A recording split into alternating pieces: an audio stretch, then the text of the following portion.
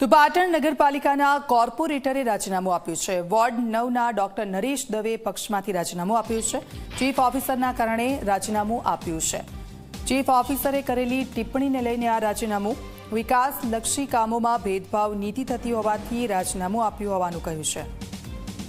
Doctor Naresh Dave રાજીનામું આપ્યું છે। ચીફ ઓફિસરના કારણે આ રાજીનામું આપ્યું હોવાનું સામે આવ્યું છે।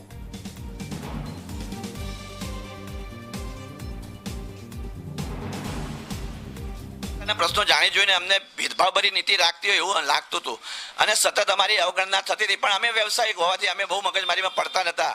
પરંતુ તાજેતરમાં જ્યારે દેવી પૂજક સમાજના લોકોને ધંધા માટે હરાજી કરવા માટે જ્યારે ચીફ ઓફિસર સાહેબે નગરપાલિકામાં બોલાયા, એ લોકોએ પૈસા ભર્યા અને પછી નગરપાલિકામાં હરાજી મુલતવી રાખી। ચલો મુલતવી રાખી એનો વાંધો નહીં, પણ તો તમારી જે જગ્યાની હરાજી કરવી જ ન હોય તો એની શું કામ તમે વેપારીઓને બોલાવો છો?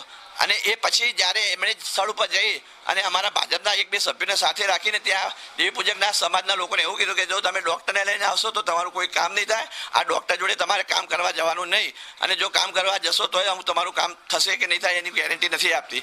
આવું એમણે કીધું એટલે મને દુઃખ લાગ્યું।